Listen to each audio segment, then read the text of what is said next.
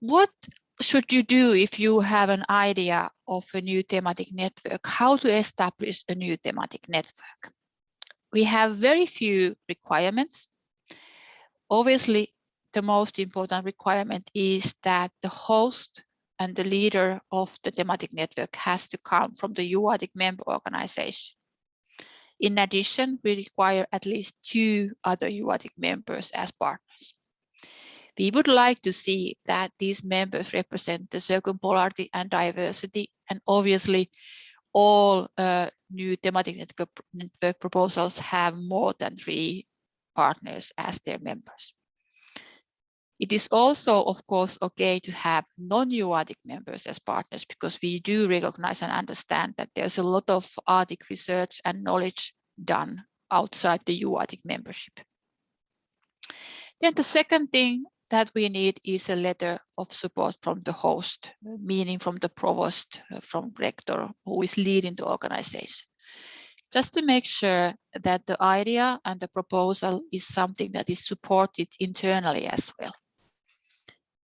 We have annual deadline for the new thematic network proposals, and next decision-making assembly of UArctic will be held in New England in US in June 22. And the deadline for the proposals is the end of February next year. I'm the main contact point, and if you have any question, you are free to contact me and I will give you the guidelines. All the guidelines are also available online in the UArctic website. And I often say that actually the first step, if you have an idea of the new thematic network, is to contact me, because then I'm able to give you the guidance. I'm able to tell you about the procedures, schedules, and so on. And I very much like to read also the draft proposals, just to make sure that all the aspects have been taken account.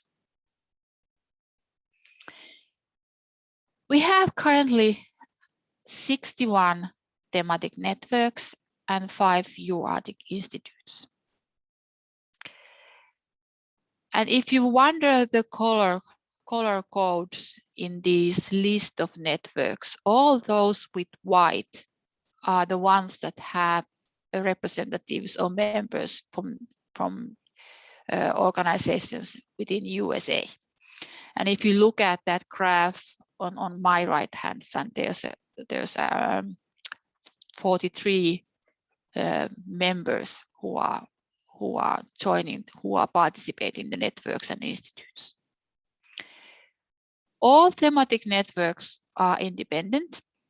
They make their own goals, their own focus, their own objectives, and they run their own networks as they wish. We do have requirements. We would need to have annual reports on what they've been doing. We like them to promote UArctic, and we of course need to be updated on their activities, their memberships, and so on. So we maintain the website within UArctic, and the information should come from all the thematic networks. We have networks that focus purely on indigenous issues like indigenous film, indigenous skills, and so on.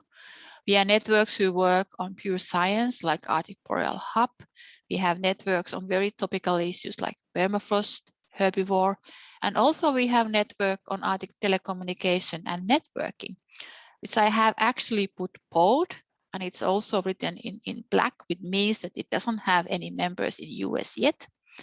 And this is actually one of the thematic networks who is looking for new members now very hard and would very much love to have also the partners from USA. It's led by someone in my own university here in Oulu, and they are really working on 6G and 5G, and they are all this kind of telecommunications and wireless communication clerks or really kind of a influential person on that. So if you got interested on that, or if you can spread the word, please do so. There are some networks that are led by the US universities. Bioregional planning for resilient rural communities is one of those. And then the Model Arctic Council, Ocean Food Systems, and Science Diplomacy are the ones as well. Altogether, the members of all these thematic networks and institutes come from 21 countries, so well beyond the Arctic 8. And there are actually also members from Asia, from countries like Bangladesh and even South America. And in total, there are 312 partner organizations represented within these thematic networks and UArctic institutes. So well beyond that over 230 memberships that we have in UArctic. We also like to see that networks do collaborate with each other, and there's a lot of activities which are done with 2 or even 3 thematic networks together as a jointly. They also have members from business and industry and also from other type of organizations. So this is something that I very often say that it is the diversity within the thematic network, which is the whole essence, and it makes this so rich, because we also have networks that works on arts and design or music and whatever you can think of. But there are, of course, still gaps, and we are very welcoming the new networks. Then the institutes was also mentioned, and currently we have 5 UArctic institutes, and UArctic Institute for Arctic Policy is led by the Dartmouth College in USA. And what is difference between thematic networks and institutes is not that huge. The one major difference is that institutes are endorsed and accepted by the Board of Governors, not UArctic Assembly. They are self-governing units, as are thematic networks, and they are devoted to research, monitoring, and education. But in general, all these institutes are much more smaller in their partnership, and they are much more, they work much more maybe internally than externally. They do also empower the local knowledge and international level academic expertise, facilitate development of multidisciplinary solutions for challenges in the Arctic. So it's not easy sometimes to make a difference between UArctic Institute and thematic network. Then I have a few slides about what kind of activities thematic networks and UArctic institutes are doing. And I have divided these under the 3 main pillars: the education, research, and knowledge sharing. And in case of education, I have one example, which is a very good example on how we build the capacity and how we train the future generations and keep a really excellent training. And this is Model Arctic Council. As mentioned, the networks do a lot of PhD and master courses. They do summer and winter schools. They have degree programs, joint degree programs even, and so on. But Model Arctic Council is something that is led by the thematic network with the same name. It's led by the University of Alaska Fairbanks. And what makes this different than all the other Model Council role plays that are done globally is that this Model Arctic Council actually is done back to back with the actual Arctic Council meeting. And first Model Arctic Council was organized in 2016 in Fairbanks during the Arctic Council ministerial meeting. The second one was done in Rovaniemi 2018 in Finland during the same Arctic Council ministerial meeting. And then 2020 Akureyri was supposed to be held back to back with senior Arctic officials meeting in Akureyri, but obviously it had to be turned online for the reasons we all know. And we have a new one, next one coming up during the Russian Arctic Council chairmanship in next March in Arkhangelsk in Russia. An application for students' application to take part to Arctic Council is November 5th this year. So, as I said, the uniqueness of this Arctic Council and these simulations and role plays is that in the end, students are making the declarations and they have a chance to meet the senior Arctic officials or the working groups that they are simulating.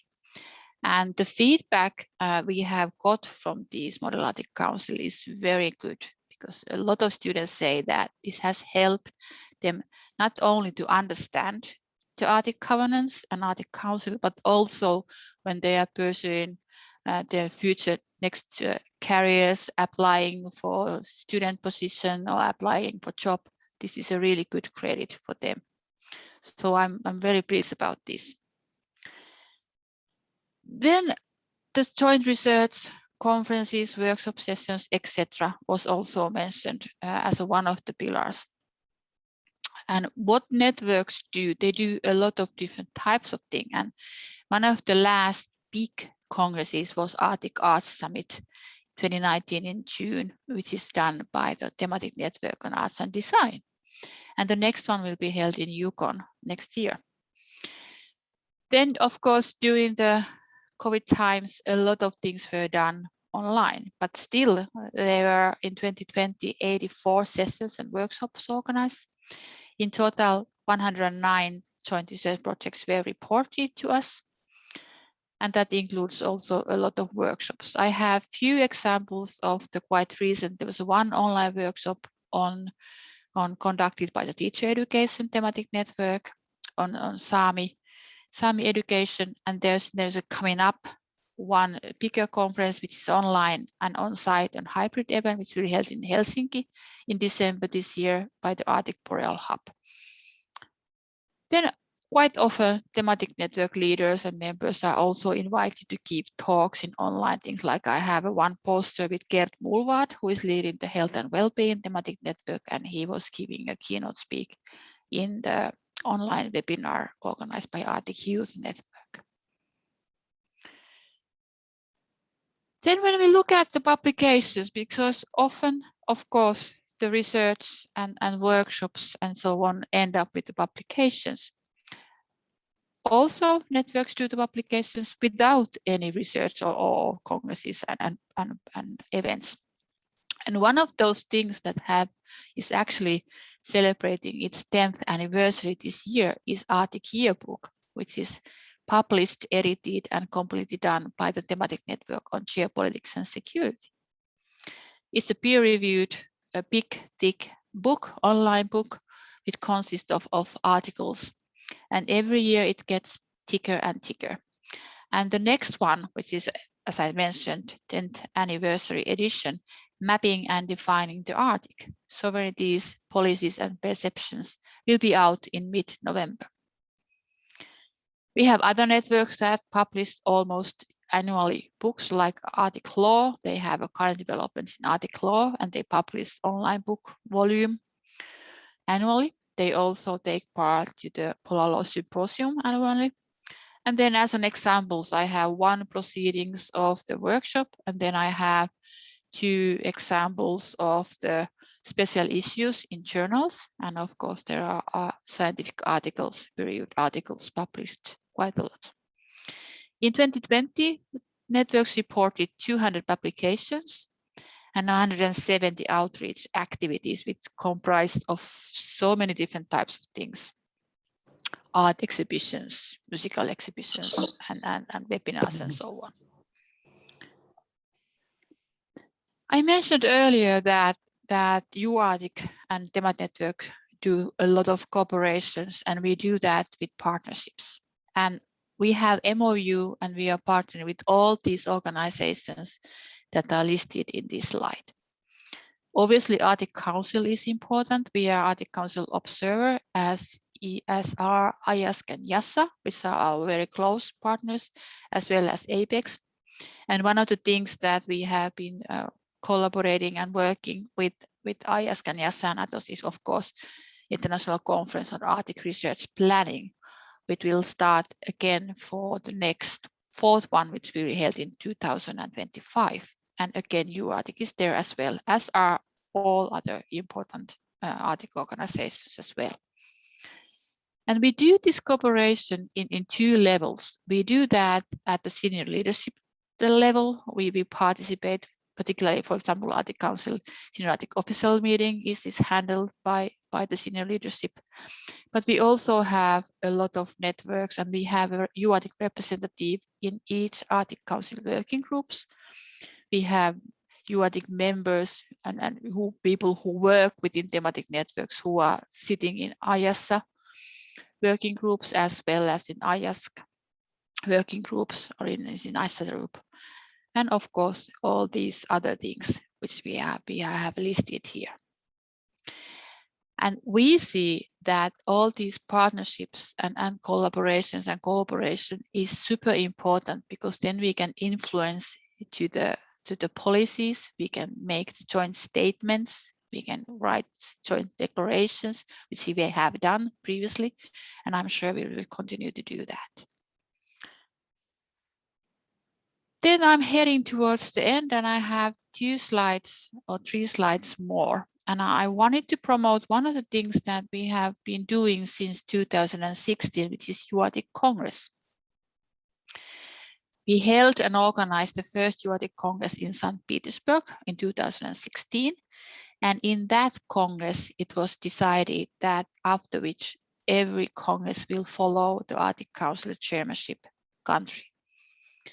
And also that Arctic Council chairmanship countries' teams and priorities, which meant that in 2018, we had a UArctic Congress here in Finland, in Oulu and in Helsinki. It was a part of Arctic Council's events as well, and we followed also their guidance on sustainable green meeting concept and so on. And in 2020, we were supposed to have a UArctic Congress in 2020 October.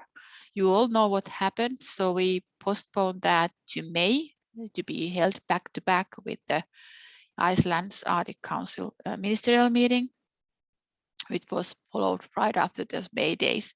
And in the end, we had to organize that mostly online with some hybrid events. And I'm happy to announce that we are also partnering with Russian Arctic Council chairmanship team. And next UArctic Congress is again one of the events listed by our Arctic Council chairmanship. And again, we are following the teams, and our next Congress will be held in October 4th and 7th, 2022, which means a bit about a year from now, a bit less than a year from now, in Moscow, hosted by the Lomonosov State Moscow University. And we have currently the session call open, and you can find that session call from the UArctic website. So again, we will focus on chairmanship priorities, which in case of Russia are Arctic peoples. That includes also indigenous peoples, youth, children, and other Arctic peoples.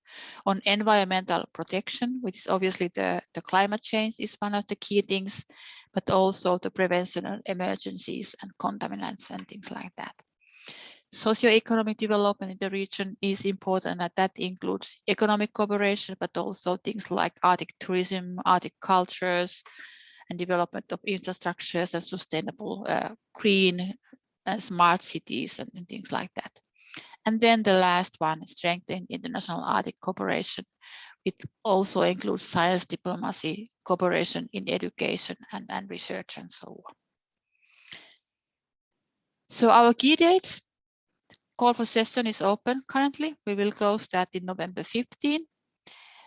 We will do a quick process with our program committee, which is doing the evaluation of the sessions, and we will hand out and announce the accepted sessions before the Christmas this year.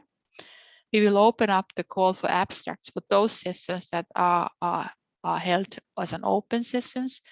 We welcome both the closed session with speakers confirmed, and an open sessions which will be open for the abstract submissions. And then in March, we will have early March the decision on abstract. And actually, I just had today a meeting with our colleagues in Russia, and the registration will open earlier than March. So the Congress will be held October 4th to 7th, 2022, hosted by Lomonosov Moscow State University. We are really hoping to be able to go to Russia and meet face to face. But of course, the planning includes the hybrid and also the online options. But I'm really keeping the fingers crossed that it will be good, because one of the aspects and one of the good feedback that we have got from previous congresses is that networking is super important. As you all know, obviously, is that when you meet up, you discuss and you have all these coffee time talks and dinner talks and so on. So you are welcome to learn more about UArctic from the UArctic website. I also added a photo here about the Shared Voices magazines, which is an annual magazine that we published every year. It is also, of course, available as an online version, and it includes stories about different thematic networks, about their doing, stories about UArctic in general, about Arctic policies, and it also has in the centerfold a kind of an activity report. It lists all the thematic networks, what they have been doing, as well as the membership and other information. And you can find all the shared voices until the 2006 from the UArctic website. So thank you. And I can see that there are questions from the chat, so I think we can go with those. But thanks. Thank you so much, Kirsi, for the wonderful presentation. At this point in time, I really invite anyone with questions to go ahead and put them into the chat. And then we'll go ahead and start with Helen's first question. The question there is, if someone would like to join an existing thematic network or participate in a network meeting to learn more, what's the best way to do that? Will we contact the lead listed on the relevant network webpage?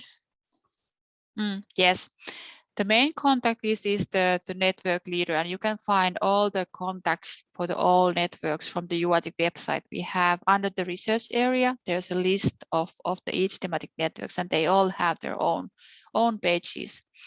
So that's, of course, the main contact. There's a main leader, and then there's very often vice leaders as well listed. And if you don't get any response, you feel that your email maybe has not been acknowledged, or kind of you don't get the response that you would like to get, you can also do that through me, because I can introduce you to the network leader as well. So that's also possible. And is there any requirement that you have to be part of an existing UArctic member organization, or could you join as just as an individual? You can join, yes, exactly. We like to see that majority of the network partners do come from UArctic members, but then there's, of course, open to all other organizations and universities and whomever, and individuals, because the networks is based on the individuals, not an organization as such. So anyone can join in from anywhere, basically. You also mentioned that there might be some that are actively looking for additional participation. Is there a way to find out who those groups are? Sometimes they do publish the news, but this particular one, this Arctic Telecommunications Network, is something that I have been discussing with the network leader quite much lately, because he's really looking for the new partners, and that's why I promoted him. And I can do the same if I've heard if someone contacts me and asking for the new members and partners.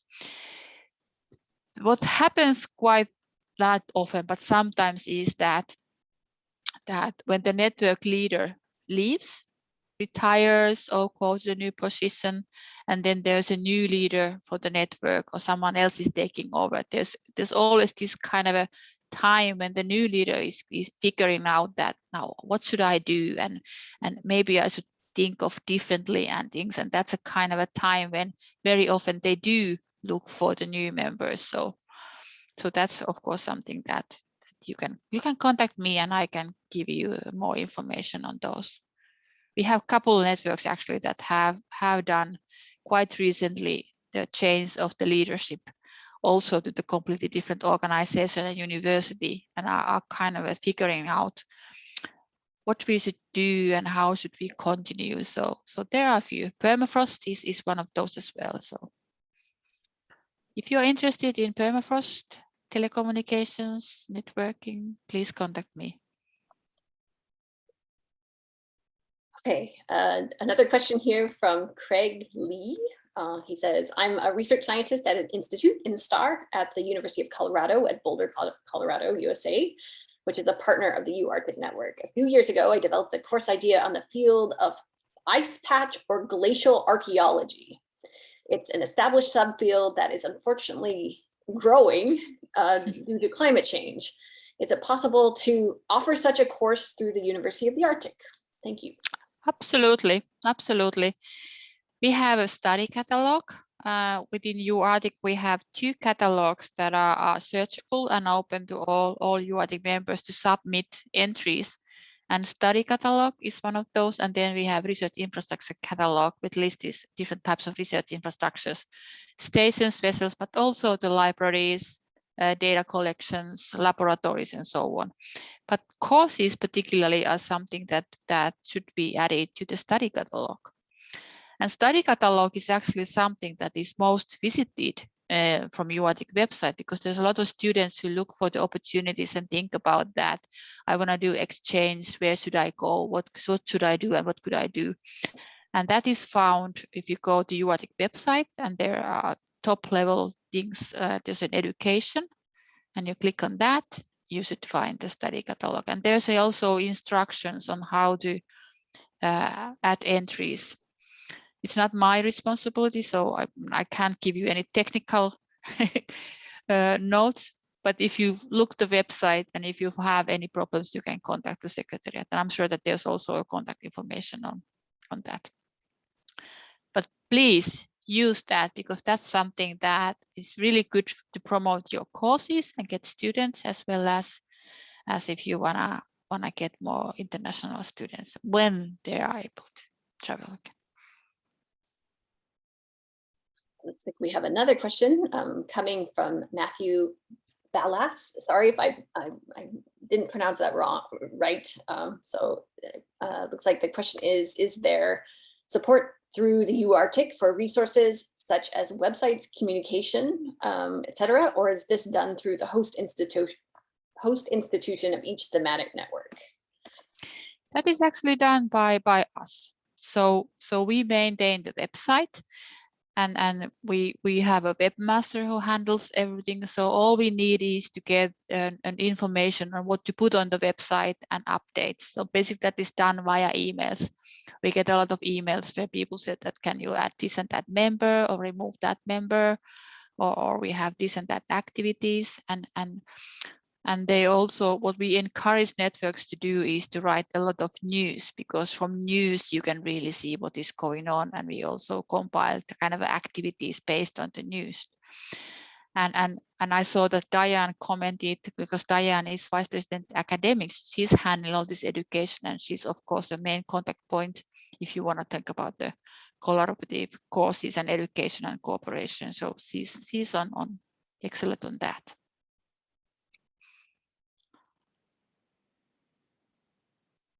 All right, well, we're waiting for other questions to come in. I wanted to follow up about thematic network engagement with indigenous and local communities. Would you be able to speak to any examples of how the different networks are approaching that? I know it was emphasized as a strong value, so I was curious to hear a little bit more about that. Yeah. We have actually one of the guidance and one of the issues that each thematic networks, when they do the proposal, they have to explain how they handle how they work with indigenous communities and how they have thought of indigenous communities.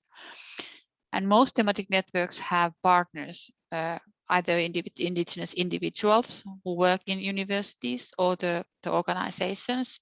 We have, of course, complete indigenous organizations and universities within UArctic in Canada, in US, in Nordic countries as well. So that's one of the things that is really kind of I can't say demanded, but it's very strongly encouraged, and I can see that it's coming more and more frequently. Also asked that do you have indigenous participation, and if you plan to work within the Arctic region, for example, do the research, and if you have activities, how do you engage with the communities, and how do you actually work with the communities? We have networks who do, for example, northern nursing education. That's of course something that is very based on indigenous nurses. And there are other examples that are really working with the indigenous communities and doing that research or education and goals. I had something, but I forgot what I was going to say related to that, but I guess it wasn't important.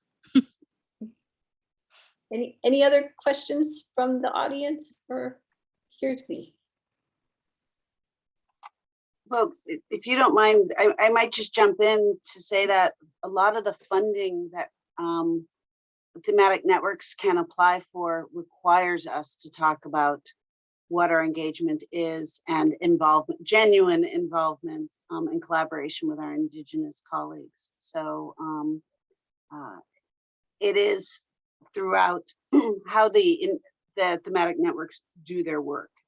It really has to be in there, particularly if you would like to have funding from some of the kind of regular funders of our activities. Thanks, Diane, because that was what I was going to say and forgot what I was going to say. Good.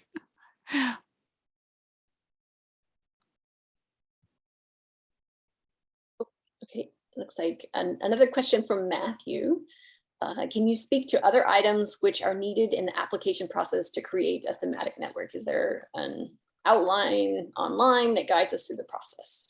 There is a guidelines out on online at the website, and basically we require a proposal. We don't want to have 10 pages or 20 pages of proposals, but 3-5 pages is enough.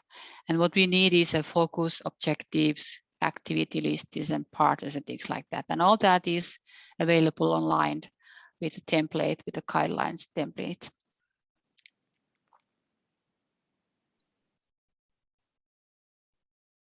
So I am always amazed by the number of thematic networks that currently exist at UArctic. And from a community management standpoint, I was curious if you might be able to speak to how you think about their overall development and maturity and ongoing care, how you approach that as the vice president for networks, like because it just seems like it's such a big group and it's continuing to expand. How do you think about managing all of that?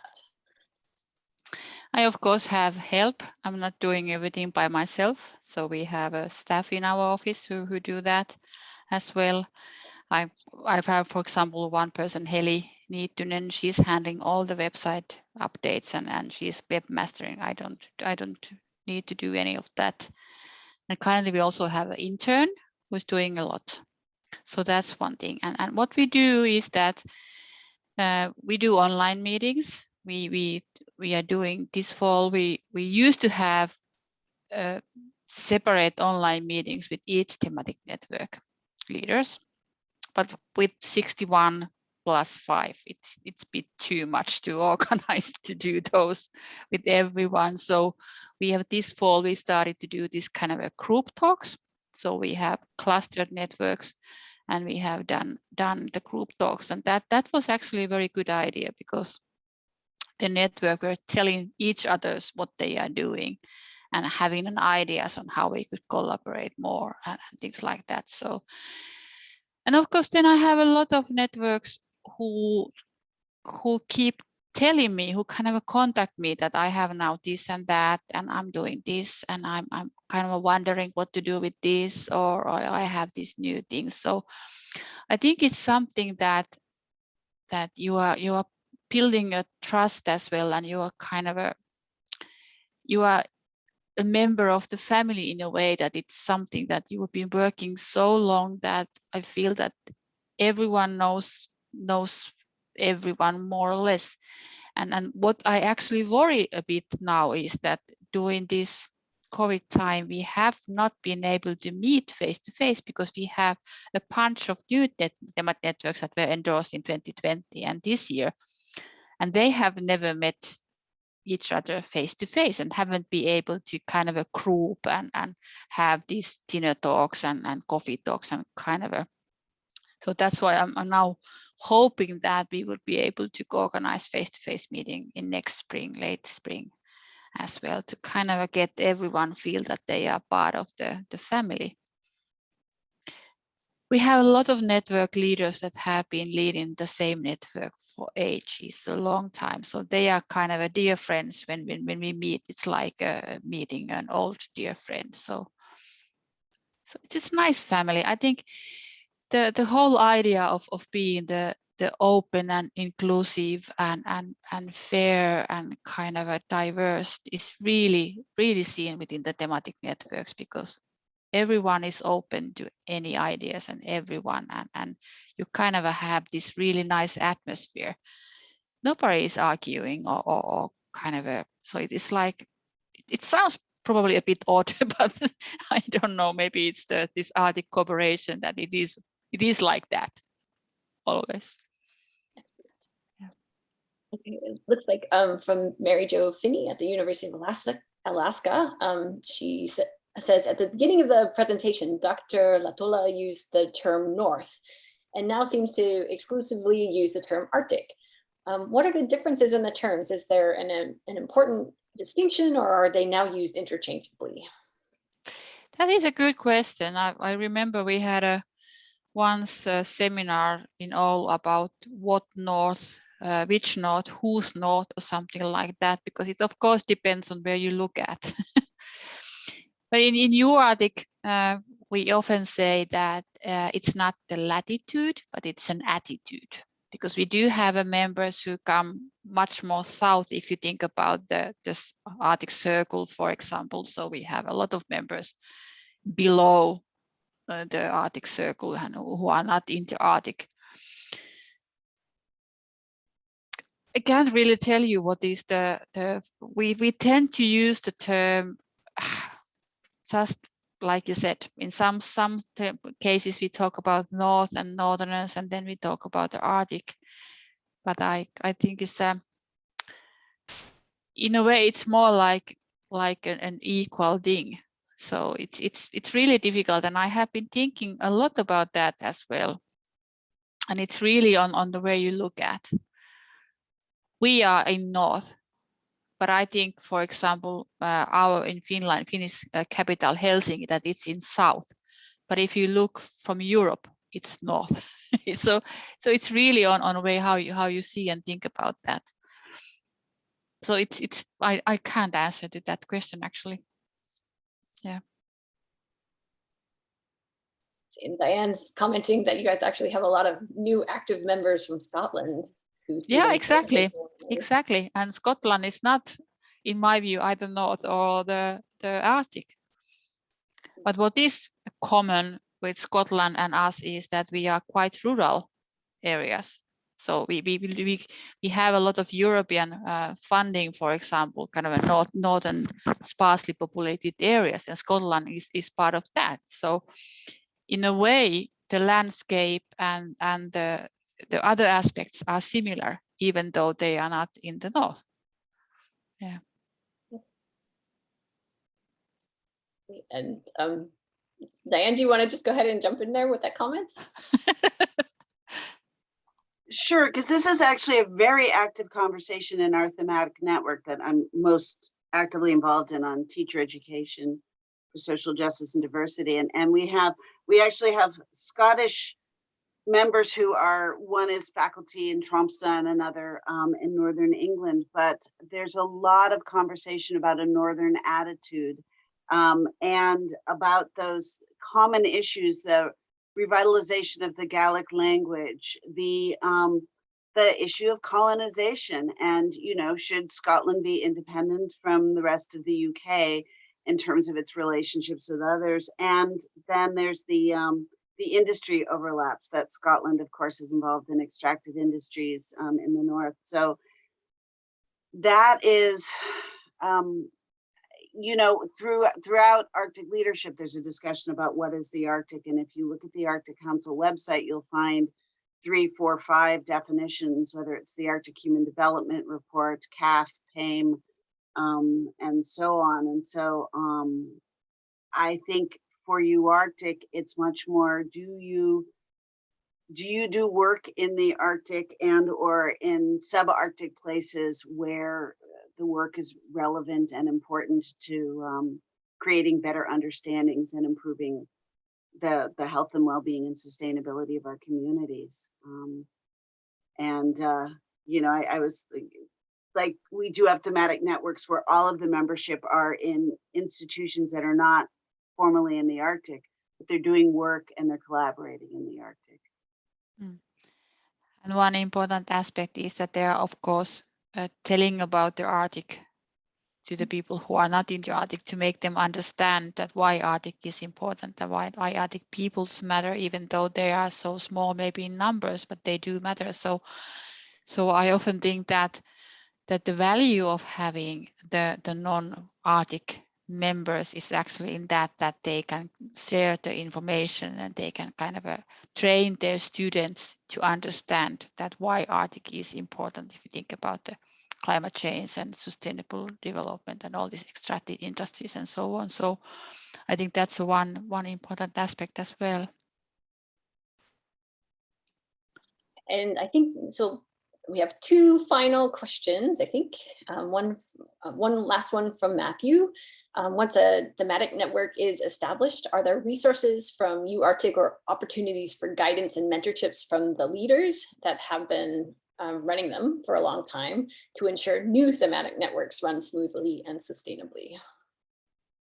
That is one reason why I really want to have this face-to-face meeting, because that's, of course, one of the forum where older ones can give guidance and share knowledge and good and bad experiences with others. So that's one place, and also having these online meetings, but also meeting places like UArctic Congresses. People get to meet each other and kind of shared what was successful and what wasn't, and how to do that and so on. So that's, and then the first part of the question was about the resources. Yeah, resources and opportunities for guidance and mentorship. Yeah. I'm actually gonna, Michael, if you wanted to unmute yourself, I feel like yours is a comment more than a question. So I just wanted to invite you to share that final thought. And Michael used to work with us as well. Mike, go ahead.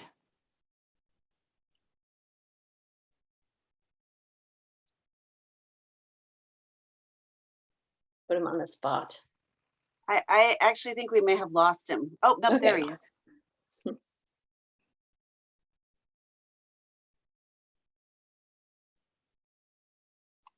Can't hear anything. Mike, you're unmuted, but we don't hear you.